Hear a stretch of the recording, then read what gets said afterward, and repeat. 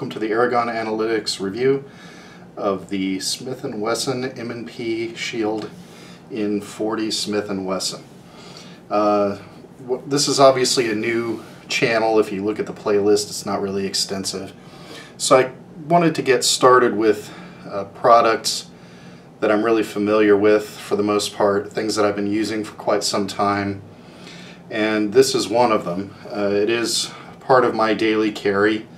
It is actually a secondary firearm in my carry system. As you can see, I tote it around in this handy pocket holster made by DeSantis, and this is kind of, if you would excuse the roughness of this, this is a little prototype Kydex combination sheath and spare mag holder that I've kind of been playing around with, and in spite of its ugliness and roughness, it is working out well. So I will be redoing this for a more permanent carry solution for this spare mag. When you're carrying a primary firearm like I do in a shoulder holster, storing a spare mag for the secondary gun is kind of problematic without some kind of belt carry system, because just tossing the mag in your pocket is just not a good solution. Too many other things can end up in that pocket and pocket lint and other stuff getting into the feed lips and all that. It's just a recipe for disaster. But back to the gun. The gun is shipped from Smith & Wesson with, actually before we get rolling here, let me clear the weapon because it is part of my daily carry. The gun ships with these two magazines. Comes with a 6-rounder and a 7-rounder. Now I always pick up spares, but you know, just to get you started, that'll get you going. The gun itself, as stated, is either 6+1 or 7+1 capacity in 40 Smith & Wesson. Barrel length is 3.1 inches, and the weight is 20.6 ounces. It's a polymer frame striker fire gun. Everybody's pretty familiar with this thing. You know, at this point, although the 9mm version of this is much more popular.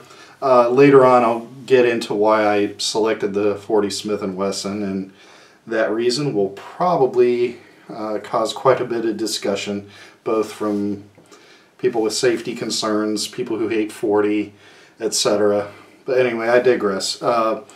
One of the things I really enjoy about this firearm, aside from the cost, which is, you know, very reasonable, street prices are really varying right now, so I don't want to quote anything too directly, but you know, a little bit over $400 for this firearm at this point in time is very reasonable. I like the fact that it's a stainless steel slide with this whatever version of ferritic nitrocarburization, which is nitriting, whatever you want to call it. The nitriting over the stainless is excellent. As you can see, it's been riding in my pocket almost every day for, I don't know, around the 2-year, maybe 3-year zone.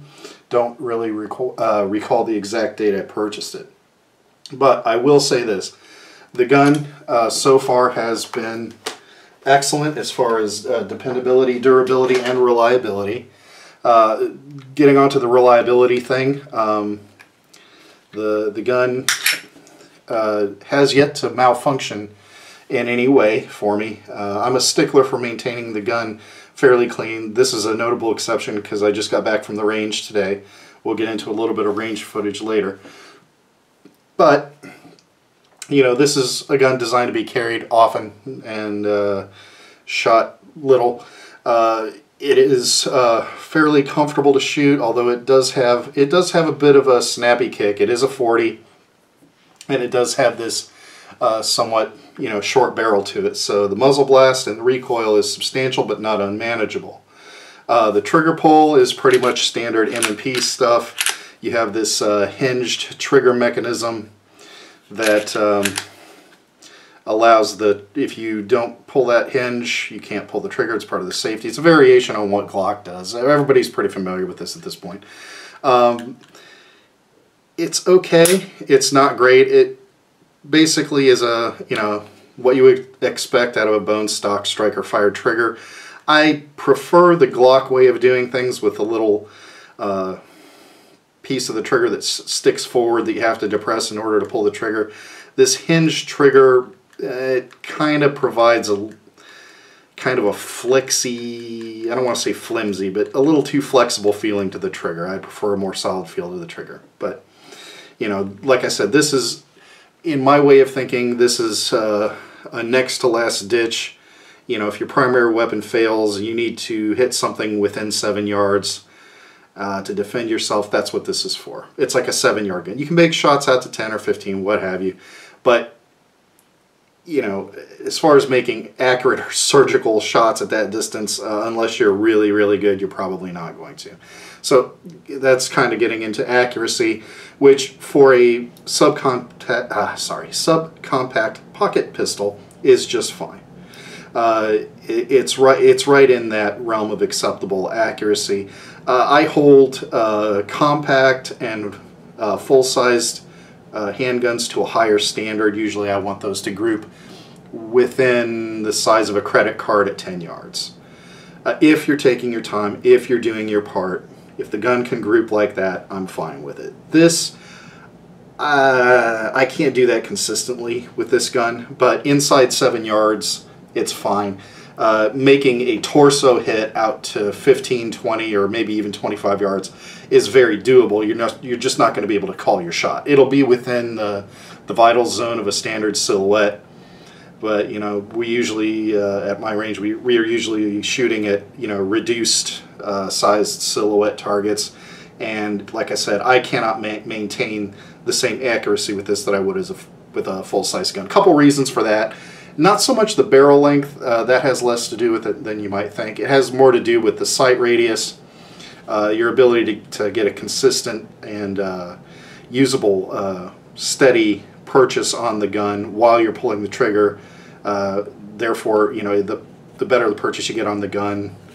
I know this is basic, but you know, some of you folks might be new to the shooting thing. When you have a short sight radius, it makes everything else, as far as keeping the sights aligned, more difficult. If you don't have a full-size grip, it makes keeping the gun aligned as you're pulling the trigger more difficult, because you don't want to disturb the trigger you don't want to disturb the sight picture as you're pulling the trigger. So, with that being said, for its purpose, this gun is, to my way of thinking, excellent. It's not the world's best at anything, but it gets the job done. It gets it done reliably and with an acceptable level of accuracy. A lot of people make a lot of noise about this this safety here. This is the safe position, this is the fire position. A lot of the guns offered by Smith & Wesson now give you the option of deleting that safety, and if you have that option, that's the way I would go. When I purchased this gun, the safety delete was not available. I think it was an option, but they were hard to get at that time, and I was impatient.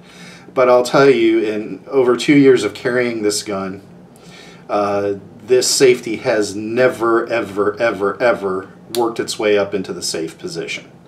Some people get really wrapped around the axle about the fact that that safety's on there. Some people have had problems. I can tell you that on my gun, it takes a very deliberate action to put it into safe or take it off of safe, and I've never had the safety come on or off when I didn't want it on or off. Now, being that this is a striker fired gun with all the inherent safety features, to my way of thinking, it was primarily designed to be carried with a round chambered and the safety off. That's the way I carry it. And you know, I'm not too worried in the front pocket. When it's in this pocket holster, you can see that the trigger guard is completely covered by the holster. There's no way anything is going to push down in there hard enough to pull that trigger. And unless that trigger gets pulled, the gun's not going to go bang. There's a striker block mechanism that there's a plunger that needs to be depressed, and that happens only when you pull the trigger.